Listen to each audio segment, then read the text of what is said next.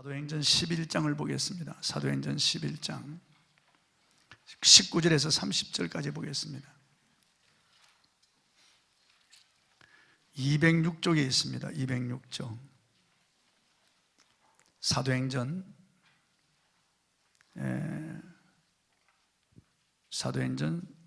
11장 19절부터 제가 봉독에 올리겠습니다. 그때의 스데반의 일로 일어난 환란으로 말미암아 흩어진 자들이 베니게와 구브로와 안디옥까지 이르러 유대인에게만 말씀을 전하는데, 그 중에 구브로와 구레네 몇 사람이 안디옥에 이르러 헬라인에게도 말하여 주 예수를 전파하니 주의 손이 그들과 함께 하심에 수많은 사람들이 믿고 주께 돌아오더라. 예루살렘 교회가 이 사람들의 소문을 듣고 바나바를 안디옥까지 보내니 그가 이르러 하나님의 은혜를 보고 기뻐하여 모든 사람에게 굳건한 마음으로 주와 함께 머물러 있으라 권하니, 바나바는 착한 사람이요 성령과 믿음이 충만한 사람이라. 이에 큰 무리가 주께 더하여지더라.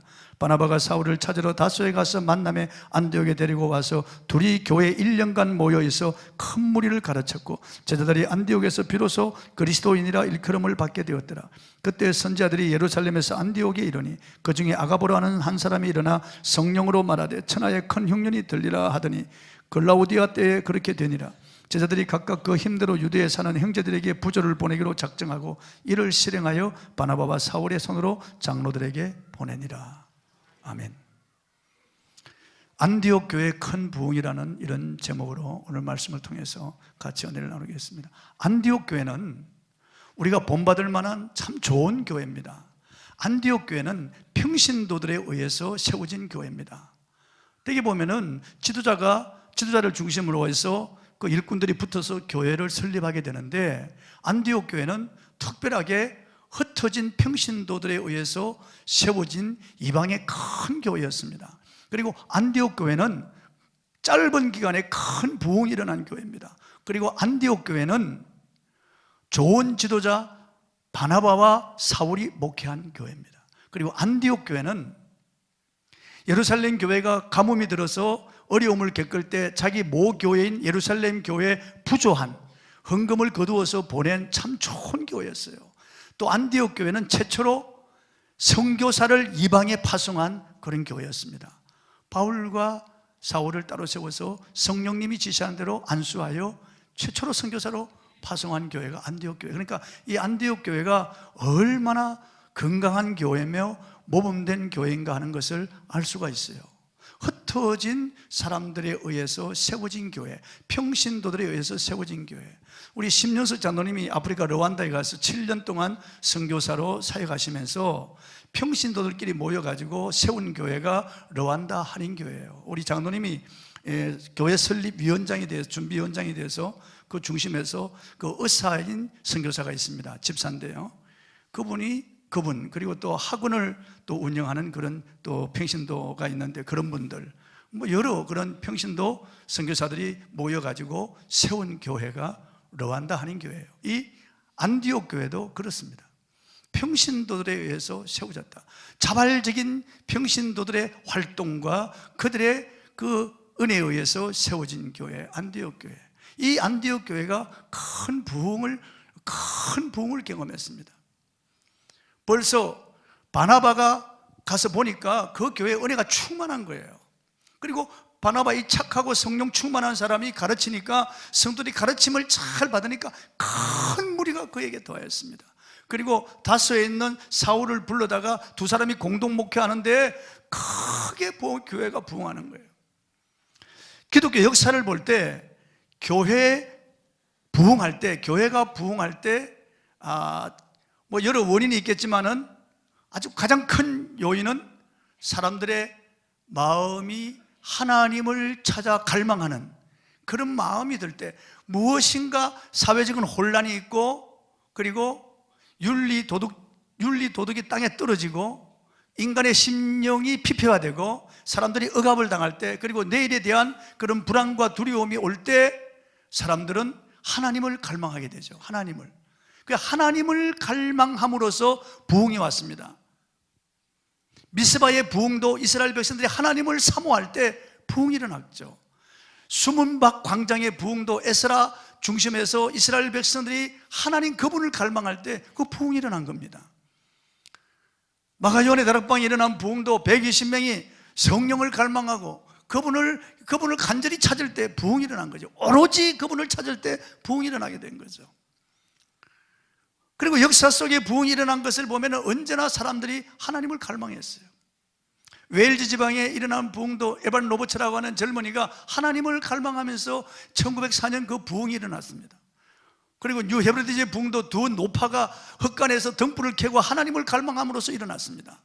뉴욕주에 일어난 부흥도 두 젊은이가 현수막을 치고 내게 부흥을 주지 않으면 일어나지 않겠습니다. 그리고 강대상에 엎드려서 두 평신도 젊은이가 갈망하면서 하나님을 갈망하면서 그 대뉴욕주에 부흥이 일어나게 된 거예요. 우리나라도 부흥이 일어난 배경은 보면은 이게 사람들의 심성이 하나님을 갈망하게 돼요. 하나님을 갈망하는 그런 심성이 될 때 부흥이 일어났습니다. 그 1800년 말에 그 외세 열강의 틈바구니에 끼인 이 조선반도, 동학혁명과 동학전쟁과 그리고 또 청일전쟁, 러일전쟁, 일본이 이겼단 말이에요. 조선반도 일본이 발판으로 삼고 그 전쟁을 치르면서 우리 민족들이 큰 어려움을 당했습니다. 그리고 일본은 조선반도 전체에 야수를 뻗쳐가지고 한일 합병하여 우리 한반도를 집어삼키려고 하는 그런 야욕을 가지고 있었어요. 그래서 이미 조선반도는 일본의 손에 거의 들어갔습니다. 그러니까 이 민족들이 희망이 안 보이는 거예요. 우리 조선민족이에요. 이미 개화되기 시작하면서 희망이 보이질 않는 거예요. 사람들의 심성이 그렇게 됐어요. 그럴 때 1904년 저 이북의 원산에 감리교 선교사를 중심해서 기도회를 가졌는데, 감리교 선교사 중에서 캐나다에서 온 하디 선교사가 자기 죄를 자복합니다. 조선민족들을 멸시하고 백인 우월주의 이런 사상을 가지고 와가지고 열매가 없는 거예요. 선교를 해도. 그러니까 그가 열매 없는, 그리고 자기 자신의 심령을 볼 때 교만했고, 그리고 허탈한 이런 심령을 하나님 앞에 내어놓고 다 하나님 앞에 벗겨놓고 회개할 때 그게 부흥이 일어난 거예요. 1904년 하디 선교사를 중심한 기도회에 불이 붙었습니다. 그래서 이 하디를 초청해서 설교를 들으면서 장대인 교회에 불이 붙었어요. 1907년 장대인 교회에 부흥이 일어나게 된 거죠. 이게 평신도들이 자발적으로 모여가지고 길선주 장로를 중심한 평신도들이 기도회를 가지면서, 분유회들이 기도회를 가지면서 그들이 갈급한 마음으로 하나님을 갈망할 때 부흥의 불이 붙은 거예요. 그리고 조선반도에 성령의 바람이 불기 시작하고 성령의 불이 타들어가기 시작한 거예요. 안디옥 교회도 마찬가지예요. 안디옥의 위치가 어디 있었냐면은 예루살렘에서 한 480km 북쪽에 있었습니다. 지금의 시리아에, 지금은 시리아죠. 그 당시에는 수리아라고 불렀습니다. 기원전 300년경에 마게도니아의 알렉산더가 세계를 제패하고 그가 33살에 죽어버리자 그 휘하에 있던 4명의 장수들이 알렉산더가 정복한 이런 지역을 4개로 잘라가지고 각 장군들이 한 나라를 맡아서 다스렸어요. 그러니까 그 장군 중에 한 사람이 지금의 시리아 그 일대, 터키 일대를 다스렸는데 그 자기 왕국 이름을 수리아라고 붙였습니다. 그리고 수도를 안디옥에 정했어요. 안디옥에. 그리고 처음 이름은 아람이었지만은 안디옥으로 이름을 바꿨어요. 그리고 안디옥에 유대인들이 한 2만 5천 명이 살고 있었습니다. 역사학자 요세푸스에 하면은 그게 시나고그라고 하는 유대인 큰 회당이 자리 잡고 있었다는 거죠.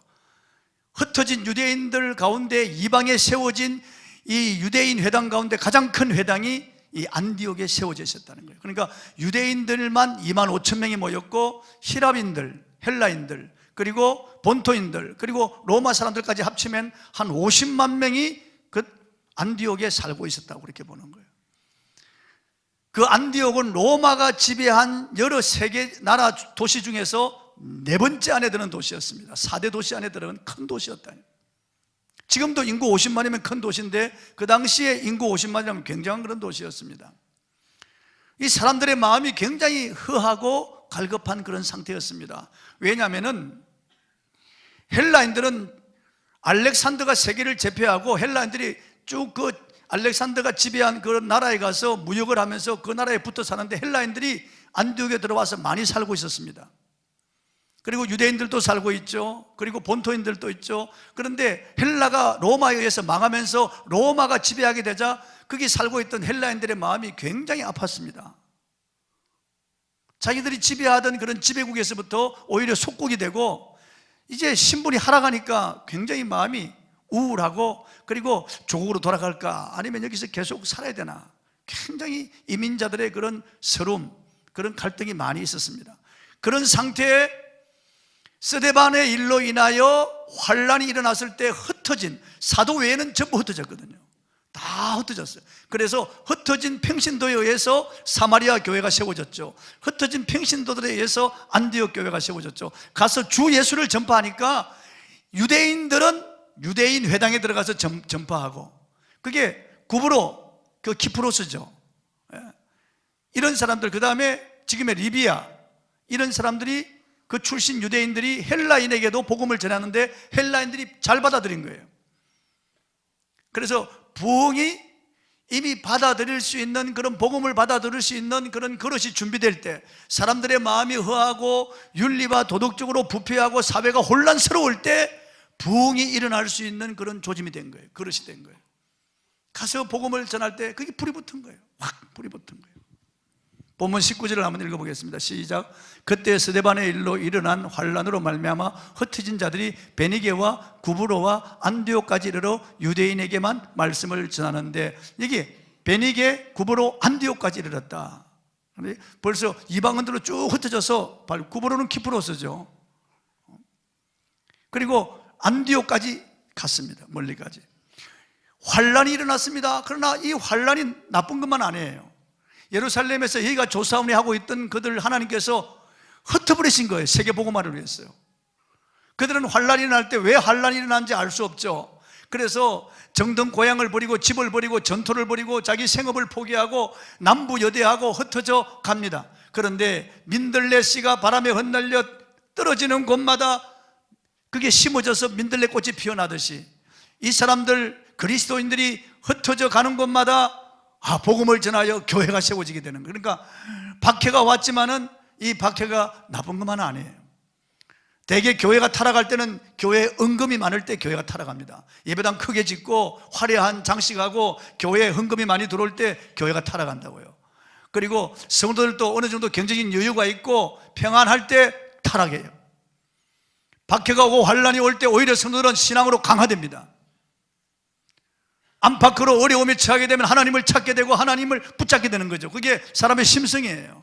이 사람들이 환란과 박해를 피해서 흩어져 가면서 신앙이 더 강화되고 가는 곳마다 그들의 삶의 목적이 오직 예수 그리스도 복음 전하는 곳이었어요. 본문 20절 21절 한번 읽어보겠습니다. 시작. 그 중에 구브로와 구레네 몇 사람이 안디옥에 이르러 헬라인에게도 말하여 주 예수를 전파하니 주의 손이 그들과 함께 하심에 수많은 사람들이 믿고 죽게 들어오더라. 즉 구브로는 키프로스, 오늘날 키프로스를 말하고, 구레네는 오늘날 리비아, 북아프리카의 리비아를 말하는 거예요. 그러니까 키프로스와 그 리비아에 살던 유대인들이 몇 사람이 안디옥에 이르러 헬라인에게도 말하여 주 예수를 전파하니, 그 헬라인의 마음이 이미 복음을 받아들이기에 좋은 그런 마음이 되어 있었던 거예요. 낮아진 마음. 그리고 자기들이 지배하던 그런 시절이 있었지만 지금은 비참한 그런 상태에 떨어졌다고 말이죠. 여러 가지 경제적으로도 인격적으로, 인권적으로도 그렇고 떨어지는 이 상태에 복음을 전하니까 그들이 복음을 받아들입니다. 그리고 주의 손이 그들과 함께 했다. 주의 손은 성령의 일하심을 말하는 거예요. 언제나 성경에 주의 손이 도와서, 선한 손의 도움으로, 주의 손은 언제나 성령님의 일하심, 성령님의 나타나심을 말하는 거예요. 그러니까 성령님이 그들과 함께 하심에 수많은 사람들이 믿고 주께로 돌아오더라. 엄청난 사람이 돌아오는 거예요. 평신도들에 의해서. 로마 제국의 네 번째 큰 도시인 이 안디옥에 엄청난 부흥이 일어나게 됩니다. 역사학자 요세푸스도 그 기록을 했어요. 처음에 도착한 유대인들은 유대인 회당에 들어가서 유대인들에게만 복음을 전했지만은 헬라 문화, 헬라 언어에 능통한 유대인들이 헬라 사람에게도 복음을 전하니까 헬라 사람들이 복음을 받아들이고 이방인 본토 출신들이 돌아와서 엄청난 그런 교회가 됐습니다. 그들은 가는 곳마다 오직 예수를 전했습니다. 흩어져 가는 그들이 예수를 전할 때 놀랍게 하나님의 성령이 함께하는 것을 보았습니다. 그들이 안디옥에 가서 제일 먼저 해야 할 일이 무엇일까요? 집도 얻어야 되죠. 직장도 얻어야 되겠죠. 아이들 공부시켜야 되겠죠. 여러 가지 해야 할 일이 많지만은 그들의 삶의 목적은 오직 예수 그리스도였습니다. 영혼 구원이었습니다. 그들의 가장 큰 관심사가 영혼 구원에 있었다고 말이죠. 제 큰딸과 사위가 저하고 3년 반 살다가 이제 미국으로 들어갔습니다. 그들이 미국에 들어가서 한 일이 뭐겠습니까? 처음에 친구 집에 더불어 살다가 나중에 집을 얻어야 되잖아요. 그래서 집을 렌트해서 얻었습니다. 그 다음에 그거는 미국에는 차가 없으면 안 되니까 자동차도 렌트해서 얻었어요. 그리고 직장을 잡아야 되잖아요.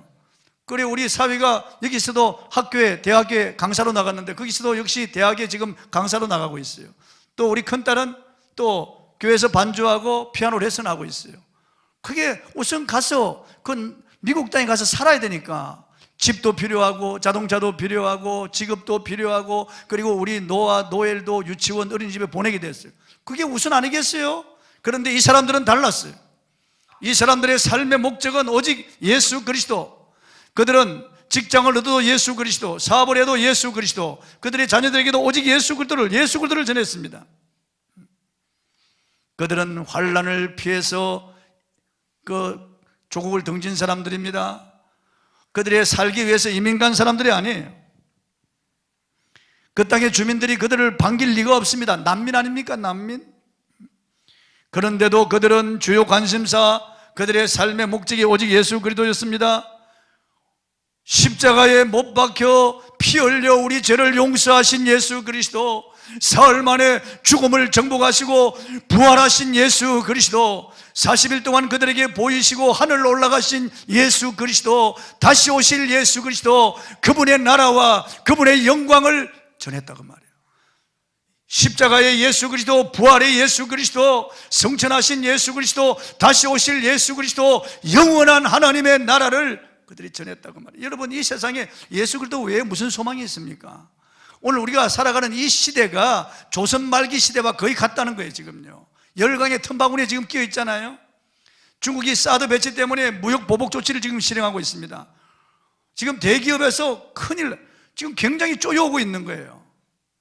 엄청난 그런 재원을 투자해 놓았는데 그냥 나갈 수밖에 없는, 지금 그렇게 목을 쪼여오게 있는 거예요. 지금 관광객을 안 보내죠, 중국이요. 중국이 우리의 무역 제1 그런 대국인데 이 중국이 저렇게 사드 때문에 우리를 목을 쪼여오고 있죠. 일본이 지금 군국주의 지금 부활하고 있습니다. 미국도 트럼프가 대통령이 되면서 럭비공처럼 어디로 튈지 모르죠. 러시아는 지금 핵을 지금 계속해서 강화시켜 나가고 있습니다. 미국도 마찬가지죠 지금.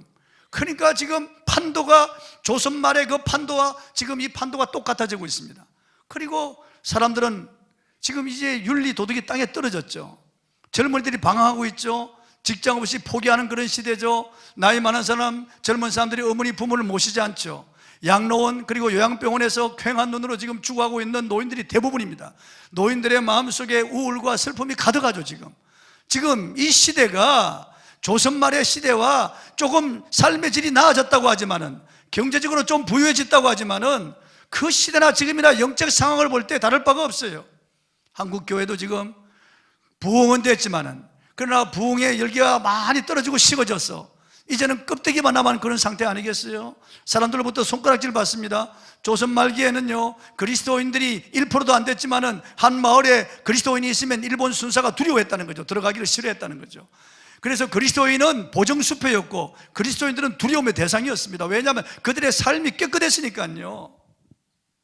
그래서 대한 독립을 위해서 독립운동을 한 사람들 중에서 기독교인들이 거의 많잖아요. 많은 분들이 3.1운동 33인 그 사인한 분들 가운데 16명이 기독교의 지도자들이죠. 남강 이승훈 선생, 고당 조만승 선생, 월남 이상재 선생, 유관설 열사, 이준 열사, 도산 안창호 선생, 기라성 같은 독립지사들이 다 우리 기독교인들입니다. 그러니까 그 당시는 기독교인이 1%도 안 돼도 인정을 받았지만은 오늘날 20%가 넘는데도 인정을 받지 못하는 것은 그만큼 영적으로 우리가 떨어진 그런 삶을 살고 있다면, 지금 이 시대야말로 안디옥 교회처럼 우리가 부흥을 갈망해야 할 그런 시대입니다. 여러분, 심령의 부흥이 일어나기를 바랍니다. 우리가 무엇을 자주 말합니까? 그 사람들의 말을 들어보면 그 사람의 인격을 알 수 있고 정체를 알 수 있어요. 사람이 마음에 가득한 것을 입으로 말한다고 말하기 때문에, 남자들은 군대 갔다 온 이야기, 그리고 사업 이야기, 뭐 건강 이런 이야기, 여자들은 자식 교육 이야기, 그리고 미용, 피부 미용 뭐 이런 이야기를 많이 한다고요. 그런데 우리 그리스도인들이 무슨 말을 해야 되겠습니까? 흩어진 이런 평신도들은 가는 곳마다 오직 예수 그리스도를 전했습니다. 그들의 관심사는 영혼 구원이었습니다. 하나님의 나라였습니다. 여러분, 우리가 세상 일에 분주하더라도 언제나 우리의 마음에 예수 그리스도가 가득해야 되겠습니다. 다른 것 다 잊어버려도 오직 예수 그리스도가 우리의 심령 가운데 있어야 되겠습니다. 우리 최종민 권사님 어머니가 권사님이신데 우리 교회도 자주 오셨어요. 또 춘천에 계신데 제가 가서 신방도 자주 하고 예배도 드리고 저를 잘 알거든요. 근데 이번에 얼마 전에 우리 백전사님과 우리 부부가 함께 최 권사님과 갔는데 이분이 저를 못 알아보는 거예요. 우리 집사람도 모르고 백전사는 모르고 모르는 거예요. 아무도 모르는 거예요. 다 잊어버렸어요. 다. 치매에 걸려가지고 다 잊어버린 거예요. 그래서 제가 예수 그리스도는 아십니까? 그러니까 예수 그리스도는 알지요. 예수님은 나의 전부이시지요. 내 구원자시고 그분은 내 마음에 계시지요. 다 잊어도 예수님은 잊을 수 없지요. 그러는 거예요. 야, 내가 감동받았어요. 여러분, 다 잊어도 예수님은 잊으면 안 돼요. 우리의 관심이, 우리의 목적이 예수 그리스도가 되어야 됩니다.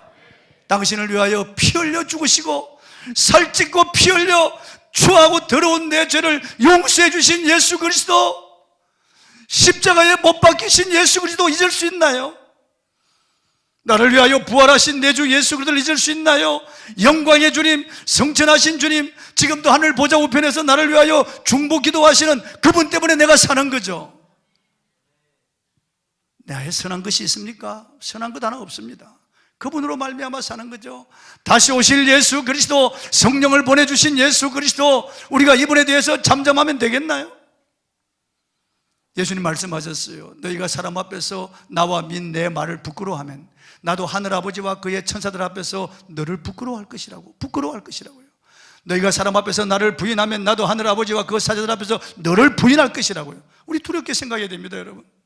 과연 내가 예수 그리스도의 사람인가요? 예수 믿는 사람인가요? 작은 일에도 시험 들고 돈 몇 푼에도 시험 들고 내가 예수 믿는 사람들인가요? 세상의 시류에 흔들리고 세상 유행 따라 걸어가는 내가 예수 믿는 사람인가요? 이들은 오직 예수 그리스도를 전했습니다.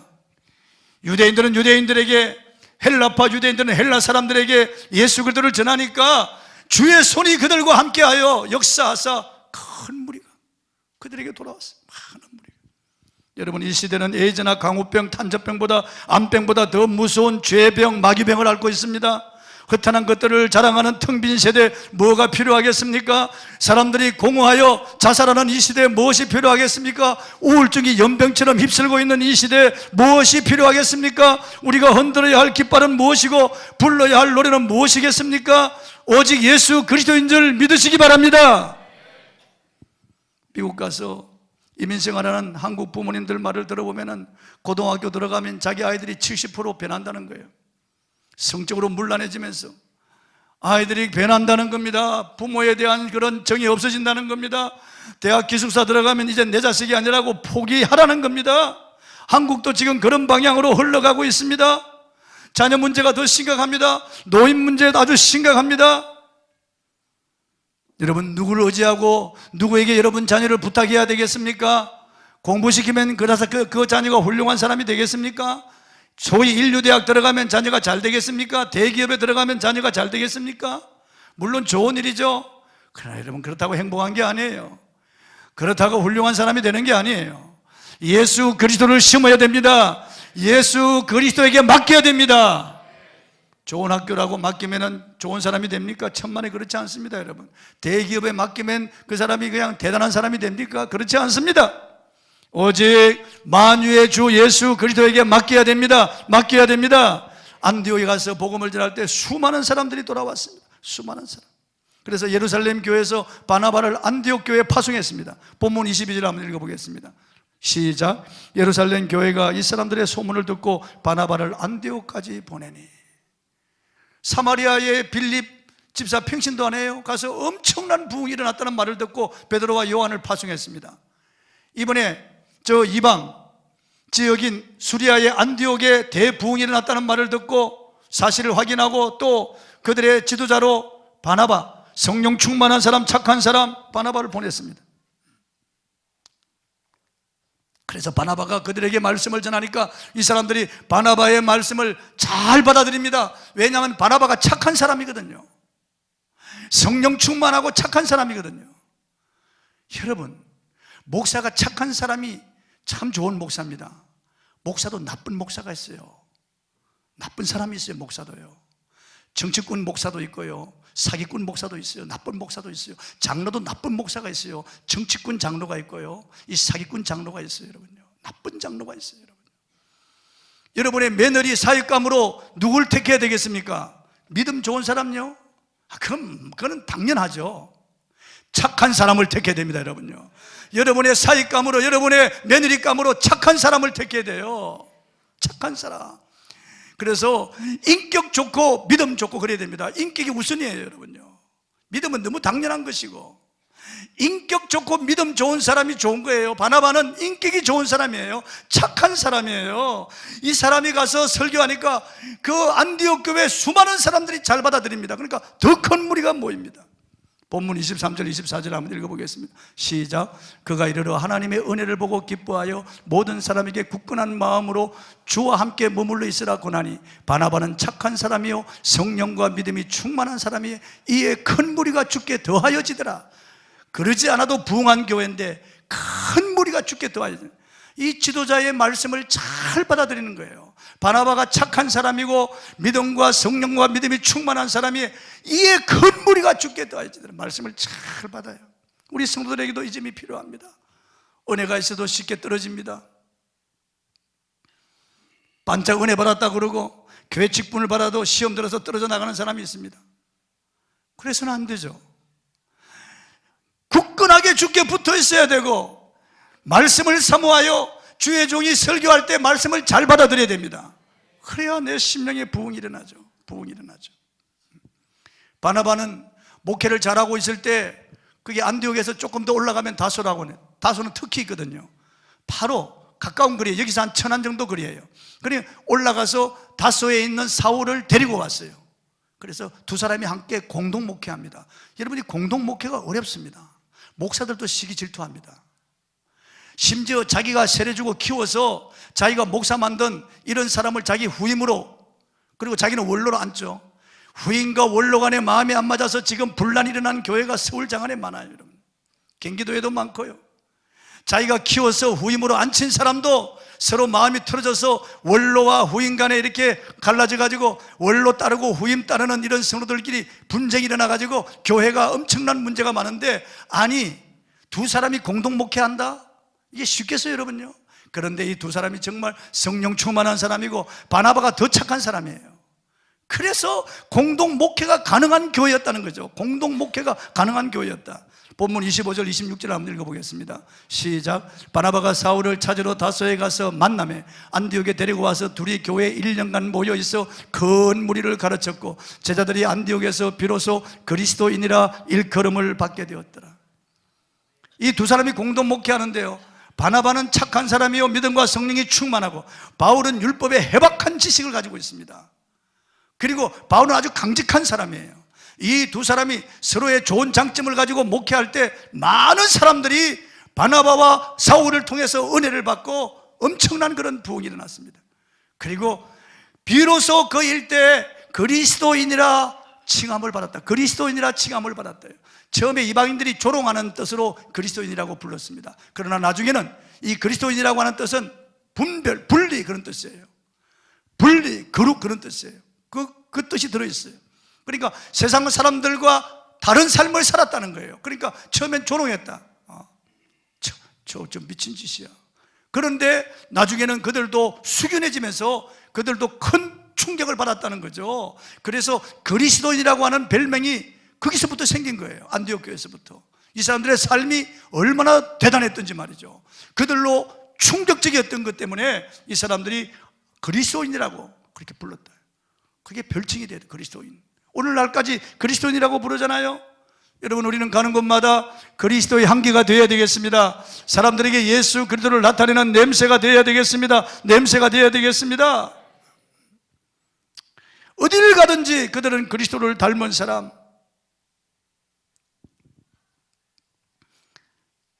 미국 일리노이주 기술과학연구소 과학자들이 연구한 바에 의하면 보통 사람은 36종의 냄새를 뿜어낸다고 합니다. 머리에서도 냄새나고, 입에서도 냄새나고요, 코에서도 나고, 몸에서도 이게 냄새가 나고요. 마늘 먹으면 마늘이 몸 땀방울로 다 나와서 마늘 냄새, 우리 한국 사람들은 마늘 냄새, 고추장, 된장 냄새 다 난다고, 이 몸에서 다 난다고요.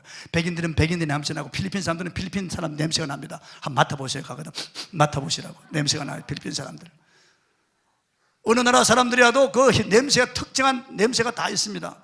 사람이 물건을 만지면 지문이 묻듯이 그 사람이 지나간 곳은 그 사람의 체취가 남게 마련이에요. 다 냄새가 난다고요. 냄새. 그래서 개들, 사람의 몸에 냄새를 맡고 따라가잖아요. 개들이요, 사냥개들이요. 기후, 환경, 풍토, 음식 이런 것들이 독특하게 사람들의 몸에 그런 냄새를 만들어낸다는 거죠. 냄새 신호소 소장 앤드루 브라드니스 박사는 사람은 미세한 냄새까지 합치면 100가지가 넘는 냄새를 몸에 지닌다고 합니다. 그러니까 취치가 난다고 말이죠. 초대교회 성도들은 가는 곳마다 그리스도의 냄새를 나타냈다는 거예요. 바울은 그걸 주문했습니다. 너는 가는 곳마다 각지의 그리스도를 나타내는 냄새가 되어라. 그래, 안디옥 교회가 그랬다는 거예요. 가는 곳마다 그리스도를 나타내는 냄새가 되었다는 거죠. 그래서 그리스도인이라고 그렇게 불렀다는 거죠. 왜냐하면 구별된 삶을 살았으니까, 독특한 삶을 살았으니까, 세상과 분리된 삶을 살아가는 그들을 보고 그들은 충격받았으니까, 자기들에게 없는 것을 보고 그들은 놀랐으니까 그리스도인이라고 불렀다고 말이죠. 안디옥 교회는 평신도에 의해서 세워진 교회예요. 안디옥 교회는 평신도들의 자발적인 헌신과 충성에서 세워진 큰 교회였습니다. 안디옥 교회는 바나바가 목회함으로써 더 큰 무리가 모인 교회였습니다. 안디옥 교회는 놀랍게도 예루살렘 교회가 흉년 들어서 그들이 굶어 죽게 되었을 때 헌금해서 보낸 아주 좋은 교회였습니다. 안디옥 교회는 최초로 이방의 선교사를 파송한 교회였습니다. 안디옥 교회는 최초로 그리스도인이라고 하는 별명을 얻은 교회가 안디옥 교회입니다. 우리 교회가 바라기는 안디옥 교회 같은 이런 교회가 되기를 바랍니다. 저와 여러분이 안디옥 교회 성도 같은 이런 성도가 되기를 바랍니다. 우리 찬송하겠습니다.